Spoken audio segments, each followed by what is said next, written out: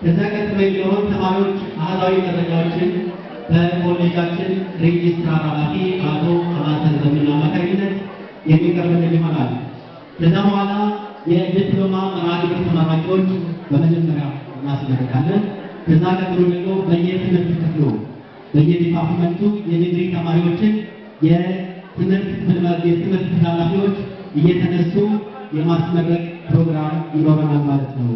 ከዛ የሚቀጥለው የእንኳን ደስ አላችሁ መዝሙር ይቀርብልናል። መመረቃችሁ ከተበሰረ በኋላ የእንኳን ደስ አላችሁ መዝሙር በቡና ባንድ ይቀርብልናል።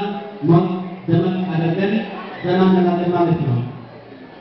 ከዛ ቀጥሎ የሚሆነው የከፍተኛ ውጤት ያመጡ ተማሪዎች ሽልማት ፕሮግራም ይሆናል ማለት ነው። በሁለት መርሃ ግብር ነው የሚሆነው።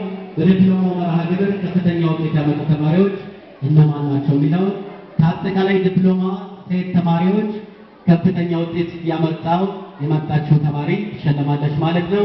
ከዛ ቀጥሎ ደግሞ በዲግሪው መርሃ ግብር ከአጠቃላይ ተማሪዎች ከፍተኛ ውጤት ያመጣውን ተማሪ የምንሸልም ይሆናል።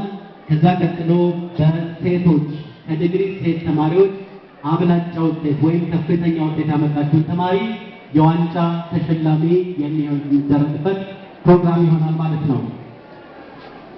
ከዛ በመጨረሻ የቡና ባንድ መዝናኛ ያደርግልና የፎቶ ፕሮግራም ይኖራል ማለት ነው። ከመምህሮቻችሁ ጋር ከወላጆቻችሁ ጋር ከክብር እንግዶች ጋር ትነሱና የፕሮግራማችን ፍጻሜ ይሆናል ማለት ነው። ይሄን ይመስላል ፕሮግራማችን። አመሰግናለሁ። በድጋሜ እንኳን ደስ አላችሁ። ስለዚህ ፕሮግራማችን አጠር ለማድረግ የኮሌጃችን ዲን አቶ መልኬ ወደ መድረክ ይወጡና አጭር ሪፖርት ያቀርቡናል ማለት ነው። በጭብጨባ ጋብዙልን።